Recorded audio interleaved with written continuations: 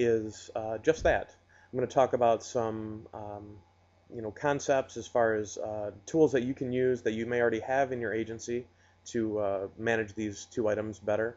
Also some new tools that are out there that you may or may not heard of, kind of what we recommend, and then just some stats and some cost calculators too, so you can help balance out what these solutions are actually going to cost versus what they're actually going to be worth to you.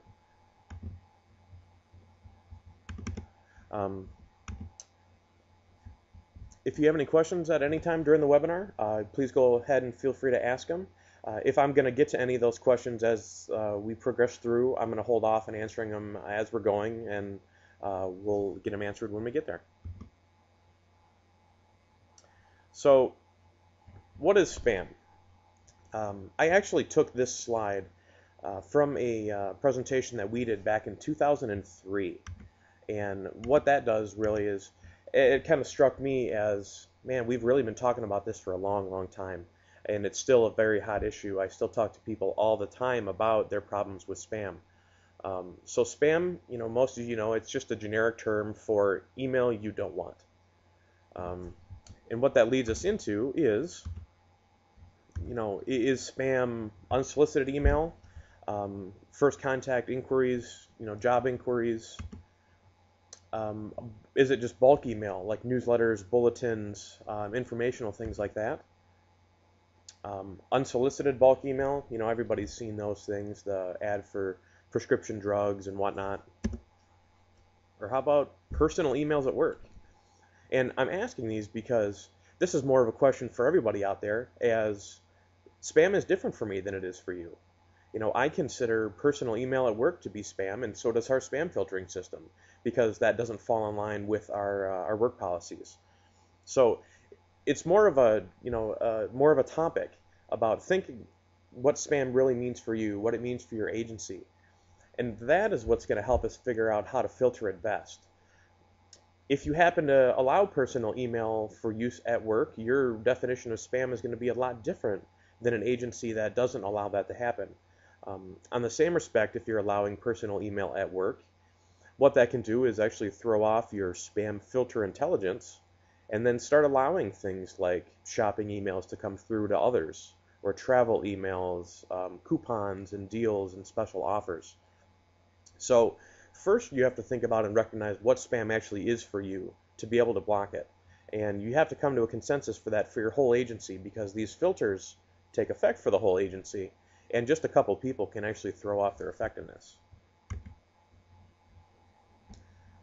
So just to see what spam actually costs, in most of our figures, we're going to use the average cost of $33 an hour per employee.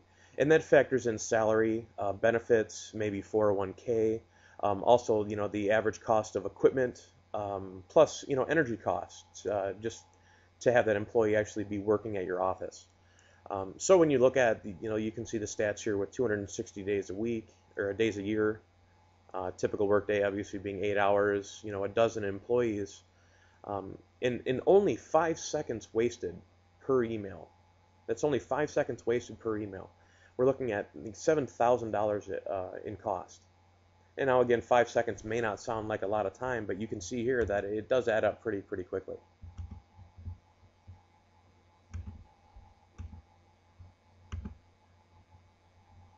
So obviously spam, it's, besides being a nuisance, can let in viruses.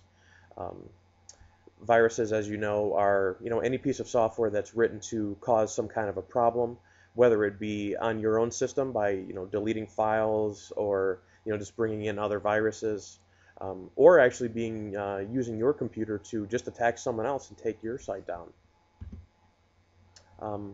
Worms, worms pretty similar to viruses. And spyware.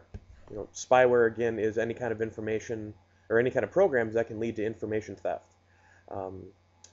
Spyware can record the keys that you're typing on your computer. It can look at your address book and then start sending itself to other people in your address book. That's a way that spyware can actually self-replicate. Plus, it can even, obviously lead to identity theft because of all the things that we're talking about. And It's a stated fact by the Osterman Research Group that 93% of organizations have had some kind of a virus, worm, Trojan, spyware infiltrate their network through email. And that's why we're talking about this email spam virus deal first. Obviously, it's a very big issue. It's a very prevalent issue across all networks. And we're going to help you come up with some suggestions on how we can combat that. So looking at spam filtering technology, obviously one of the more basic ways that you can filter out spam is by keyword. And keyword obviously is just a list of words that are in an email that you don't want to come through. And this again, takes us back to the definition of spam and what spam really is to you. This is the most basic type of filter, and it's also the most changed depending on what kind of business you're in. Because you might not want anything about prescription drugs and things like that unless you're heavy in life and health. Same as where you're not going to want to hear about these great mortgage rates unless you're actually dealing with that business. So keyword filter, all spam filters nowadays do support keyword filtering. Our suggestion is to keep the keyword filter that these spam filters have in them as is. It's really going to be a never-ending battle as far as just adding keywords over and over and over. Obviously, there are some basic ones that are pretty nasty that a lot of these filters already come pre-populated with. Aside from that, you really don't want to go too far with spam keyword filtering yourself.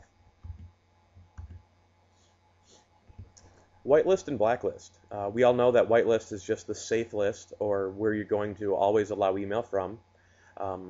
You're going to want to make sure you have a filter that can automatically detect and automatically whitelist items based on people that you email to. Also, a lot of filters have the ability to export their whitelist, so if you're going to change to another one, you don't have to restart all from scratch and recreate the wheel there. Blacklist is just the opposite of whitelist. Blacklist is specifically places where you're going to deny email from, obviously, and again, that's one of those things that's really tough to manage, and you're going to just try to work at all the time. Really not an effective use of your time, but know that the blacklists are there. They're more for just the pesky one or two that are coming in by the hundred than they are for combating one by one. DNS and database blacklists. What these are is lists of sites out there on the internet that all they do is they keep a list of known spammers. It's actually not very uncommon for every once in a while for people to actually be on one of these internet blacklists. And the reason being is a lot of them are automatic. They're just trying to look for certain things here and there in an email that might be a piece of spam. And there's hundreds of them out there. Most of the major ones are a lot better at keeping people off that shouldn't be on there. But even the smaller ones nowadays are usually picking up people just here and there on their own. And all it takes is to get on even one of those small